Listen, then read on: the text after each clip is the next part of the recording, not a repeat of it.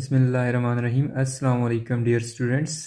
आज lecture number 3 chapter number 7 organic chemistry के topic cracking and reforming of petroleum के साथ हाज़िर हूँ। डियर स्टूडेंट्स, पेट्रोलियम को स्टार्ट करते हैं कि बेसिकली पेट्रोलियम होता क्या है और पेट्रोलियम के ऊपर ये जो प्रोसेसेस क्रैकिंग लिखे हुए हैं और रिफॉर्मिंग ये क्या होते हैं। पेट्रोलियम को डिफ़ाइन ऐसे किया जाता है कि पेट्रोमीन होता है rock and oleum mean oil. It's mean petroleum rock oil होता है। और पेट्रोलियम को अगर हम लोग डिफाइन करें तो कैसे डिफाइन करेंगे? Mixture of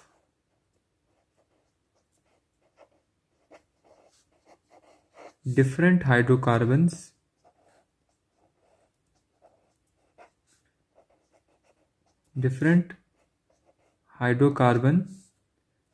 that is formed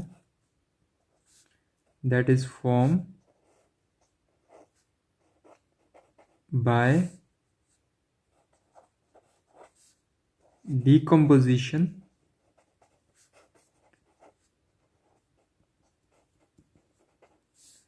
of bacteria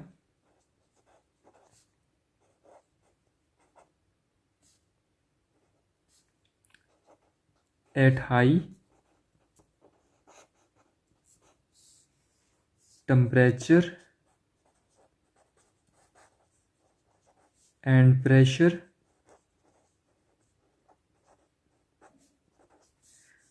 from buried plant and animals। Dear students, ये कहा जाता है कि बिलियंस ईयर्स अगो इस दुनिया के ऊपर जो प्लांट्स और डायनासोर एनिमल्स वगैरह थे, डिफरेंट चेंजेस की वजह से, तूफ़ान आने की वजह से, ज़लज़ले होने की वजह से, या इस ज़मीन के ऊपर डिफरेंट चेंजेस आने की वजह से ये प्लांट और एनिमल ज़मीन के अंदर दब चुके थे। जब ज़मीन के अंदर ये दब चुके थे, हाई प्रेशर था और ज़मीन के अंदर हाई टेम्परेचर था और बैक्टीरिया ने इनकी डिकम्पोजिशन शुरू की, तो नेचुरल गैस, कोल और पेट्रोलियम बना। और ये जो पेट्रोलियम होता है ये कोई एक कंपाउंड नहीं होता, बल्कि ये डिफरेंट हाइड्रोकार्बन्स का मिक्सचर होता है। जब पेट्रोलियम डिफरेंट हाइड्रोकार्बन्स का मिक्सचर होता है तो हमें इस मिक्सचर में मौजूद डिफरेंट कंपाउंड्स को अलग करने की ज़रूरत पड़ती है। इस मिक्सचर के अंदर डिफरेंट कंपाउंड्स को अलग करने की ज़रूरत क्यों पड़ती है? इस वजह से हमें ज़रूरत पड़ती है इस मिक्सचर में डिफरेंट ऑर्गेनिक कंपाउंड्स को सेपरेट करने की, क्योंकि हमें गैसोलीन चाहिए जिसको हम गाड़ियों में एज ए फ्यूल इस्तेमाल करते हैं। गैसोलीन को गाड़ियों में फ्यूल के तौर पे इस्तेमाल करते हैं और इस गैसोलीन के फ्रैक्शन को ऑब्टेन करने के लिए पेट्रोलियम इंडस्ट्री लगाई गई और पेट्रोलियम इंडस्ट्री में पेट्रोलियम से डिफरेंट फ्रैक्शन को, डिफरेंट कंपाउंड्स को सेपरेट किया गया और सेपरेट करके गैसोलीन को ऑब्टेन किया गया। और गैसोलीन की डिमांड बहुत ज़्यादा है क्योंकि हम इन्हें गाड़ियों में इस्तेमाल करते हैं और गैसोलीन को एज अ फ्यूल इस्तेमाल करते हैं। तो अब अगर हमें पेट्रोल में मौजूद डिफरेंट हाइड्रोकार्बन के मिक्सचर को सेपरेट करना है तो सबसे पहली टेक्निक कौन सी यूज़ करनी होती है? That is known as fractional distillation. अब फ्रैक्शनल डिस्टिलेशन कौन सी टेक्निक होती है? Technique in which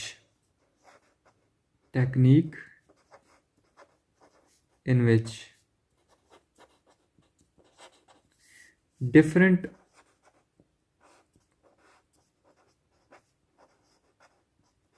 hydrocarbons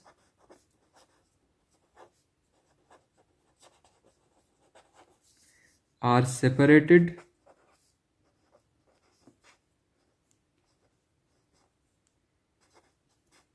from petroleum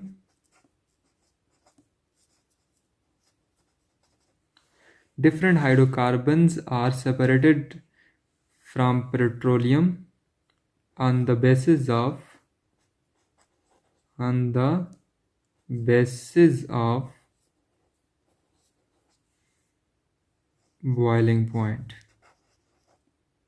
के पेट्रोलियम के अंदर डिफरेंट कंपाउंड्स प्रेजेंट हैं जिनमें से कुछ का बॉइलिंग पॉइंट कम है, कुछ का बॉइलिंग पॉइंट हाई है।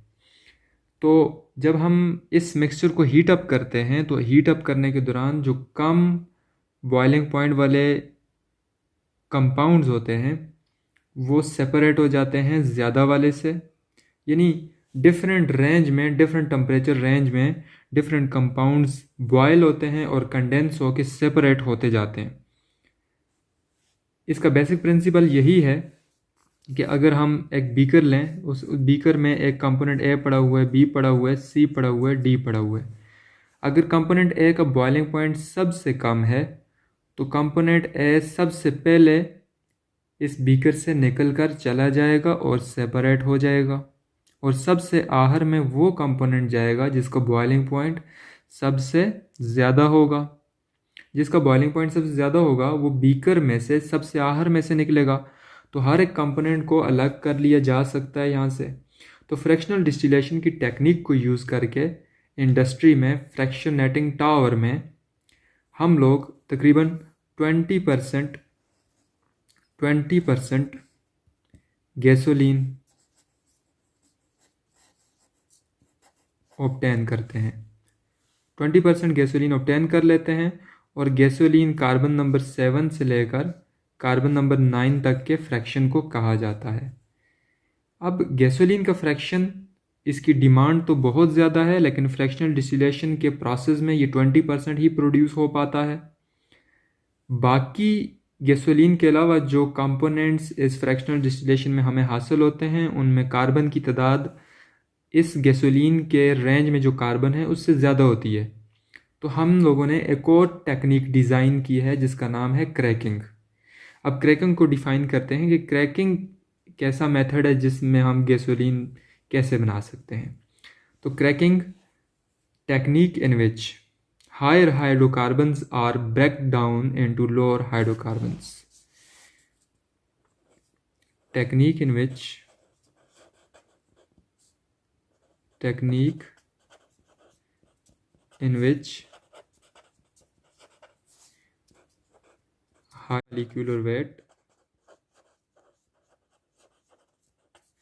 high molecular weight compounds, hydrocarbon compounds are converted into low molecular weight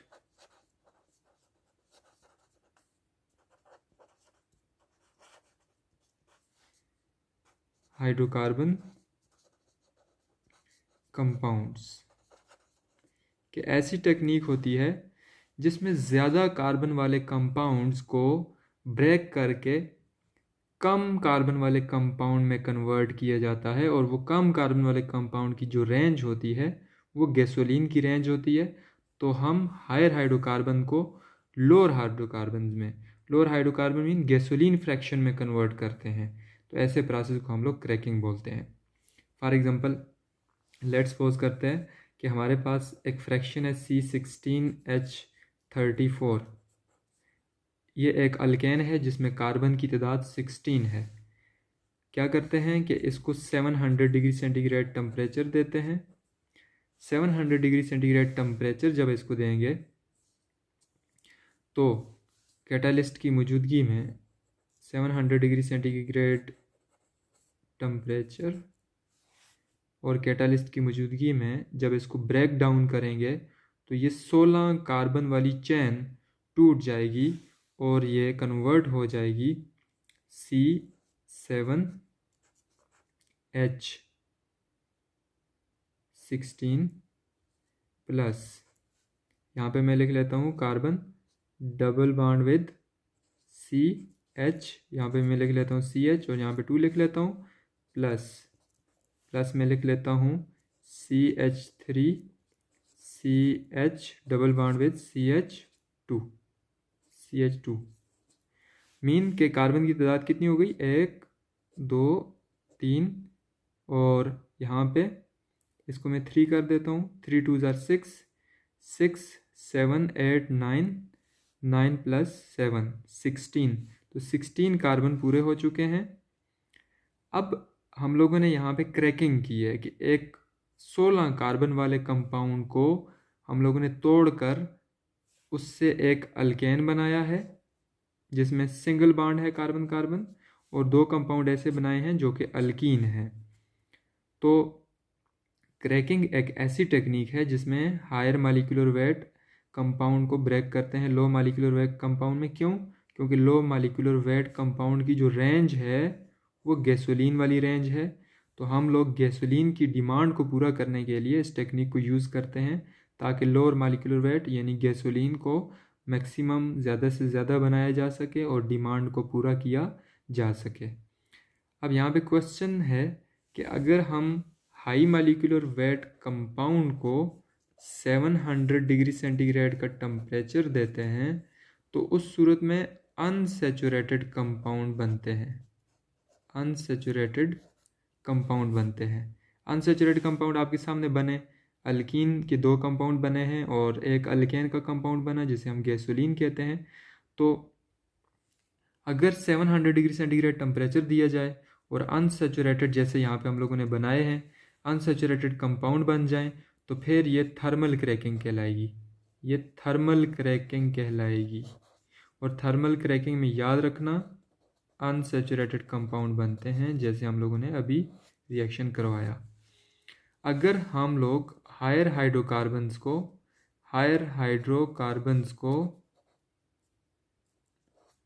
500 degree centigrade का टेम्परेचर दें और Al2O3 SiO2 एल्यूमिना और सिलिका इन 2 कैटालिस्ट को भी यूज़ कर लें तो फिर ये कैटालिटिक क्रैकिंग कहलाएगी, फिर ये कैटालिटिक क्रैकिंग कहलाएगी।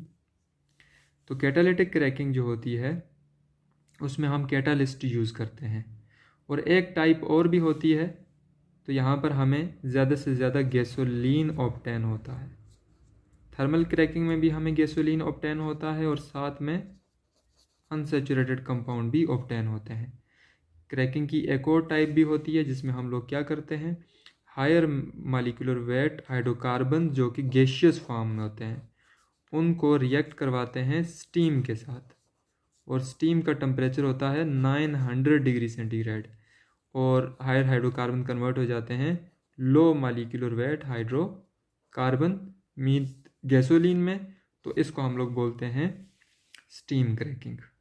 तो थर्मल क्रैकिंग, कैटालिटिक क्रैकिंग और स्टीम क्रैकिंग ये 3 टाइप्स हैं क्रैकिंग की, और क्रैकिंग को हम लोग यूज़ करते हैं हायर हाइड्रोकार्बन्स को गैसोलीन में कन्वर्ट करने के लिए और गैसोलीन की डिमांड को पूरा करने के लिए। तो उसके बाद है रिफॉर्मिंग ऑफ पेट्रोलियम। अगर हम बात करें रिफॉर्मिंग ऑफ पेट्रोलियम की तो रिफॉर्मिंग ऑफ पेट्रोलियम को सबसे पहले डिफ़ाइन करते हैं कि रिफॉर्मिंग ऑफ पेट्रोलियम क्या होता है। टेक्निक इन विच, इसको ऐसे डिफ़ाइन किया जाता है कि टेक्निक इन विच स्ट्रेट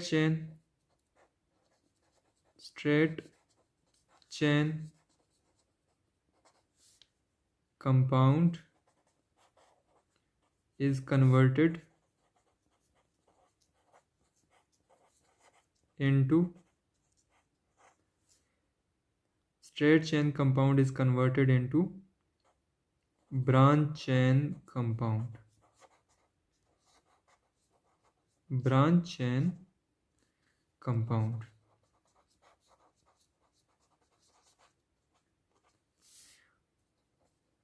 अब हम लोग किसी भी अगर लेट्स सपोज करें हमारे पास एक कंपाउंड है गैसोलीन फ्रैक्शन। गैसोलीन फ्रैक्शन में क्या होता है, गैसोलीन बेसिकली अल्केन ही होता है लेकिन उसमें कार्बन की तादाद 7 से लेकर 9 तक हो सकती है। तो हम लोग ये जो रिफॉर्मिंग की टेक्निक है इसमें क्या करते हैं, बेसिकली जो गैसोलीन है या पेट्रोल है उसकी क्वालिटी को इंक्रीज़ करते हैं। क्वालिटी को कैसे इंक्रीज़ करते हैं, स्ट्रेट चेन को ब्रांच चेन में कन्वर्ट करके। अब देखिएगा, अगर हमारे पास स्ट्रेट चेन है इस तरह से, तो स्ट्रेट चेन में चेन्स जो हैं वो एक दूसरे के साथ ज़्यादा मर्ज्ड हैं, ज़्यादा एक दूसरे के साथ जुड़ी हुई हैं, उनके दरमियान स्पेस कम है, तो इसका बॉइलिंग पॉइंट भी क्या होगा, ज़्यादा होगा। जब बॉइलिंग पॉइंट ज़्यादा होगा तो इंजन के अंदर इसकी कंबशन सही तरीके से नहीं होगी, क्योंकि यहाँ पर वंडर वाल फोर्सेस स्ट्रांग हैं और मालिक्यूल के दरमियान स्पेसेस कम हैं। इसके मुकाबले में अगर मैं कंपाउंड ऐसे लिख दूँ, इसमें एक ब्रांच भी शो करूँ, तो जो ब्रांच चेन होती है, ब्रांच चेन में स्पेस होती है। जब स्पेस होती है तो फोर्सेस वीक हो जाती हैं। जब फोर्सेस वीक होती हैं तो बॉइलिंग पॉइंट कम हो जाता है। जब बॉइलिंग पॉइंट कम होता है तो इंजन के अंदर कंबशन अच्छी होगी। जब कंबशन अच्छी होगी तो इससे फ्यूल की क्वालिटी इंक्रीज होगी। तो अगर हमें स्ट्रेट चेन को ब्रांच चेन में कन्वर्ट करना है तो हमें रिफॉर्मिंग की टेक्निक यूज़ करनी होगी। रिफॉर्मिंग एक ऐसी टेक्निक है जिसमें स्ट्रेट चेन को ब्रांच चेन में कन्वर्ट किया जाता है। लेट्स सपोज मैं आपके सामने एक कंपाउंड लिखता हूँ, उस कंपाउंड को हम लोग बयान करेंगे कि कौन से कंपाउंड की क्वालिटी ज़्यादा होगी, कौन से कंपाउंड की क्वालिटी कम होगी। लेकिन इससे पहले हमें देखना होगा ऑक्टेन नंबर क्या होता है। हम लोग बहुत बार ऑक्टेन नंबर को पढ़ते हैं कि ऑक्टेन नंबर क्या होता है। ऑक्टेन नंबर, ऑक्टेन नंबर कुछ भी नहीं होता, जस्ट एक नंबर होता है।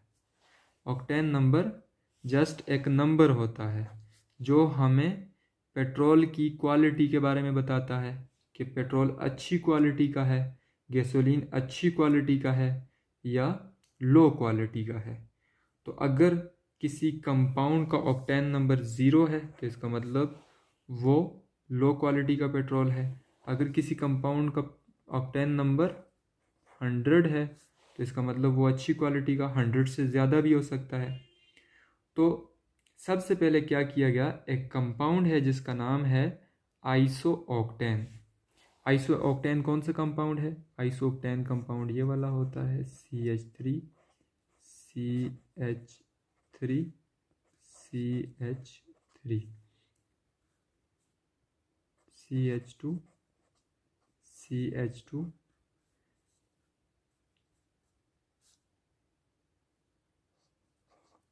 और यहाँ पे मैं लिख लेता हूँ CH3।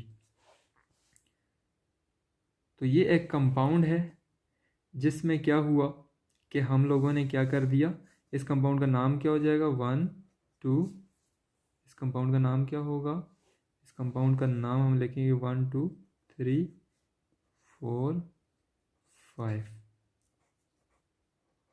तो इसका नाम हो जाएगा 2 2। 2 2 दो बार क्यों लिखा, क्योंकि इसके ऊपर ब्रांच 2 बार आई हुई है। 2 2 4, कितने मिथाइल हैं टोटल, 1 2 3। तो ये कितने हो गए, 2 2 4 ट्राई मिथाइल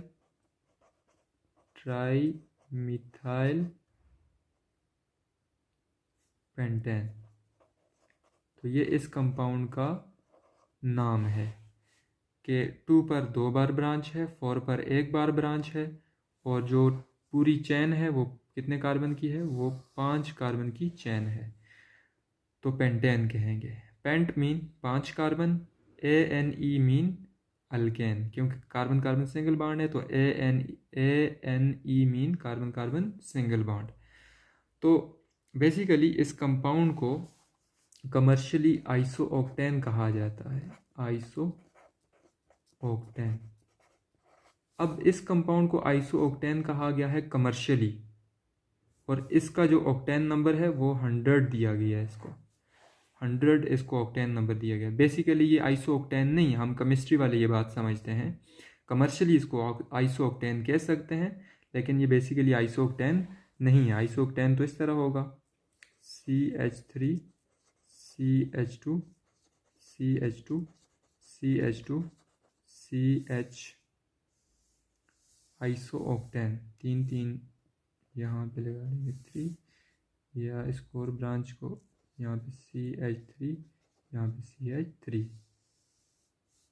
तो यहाँ पे एक क्या कर देंगे, एक कार्बन यहाँ पे लगा लेंगे। बेसिकली आइसो ऑक्टेन ये वाला कंपाउंड है, लेकिन कमर्शियली इस कंपाउंड को आइसो ऑक्टेन का नाम दे दिया गया है।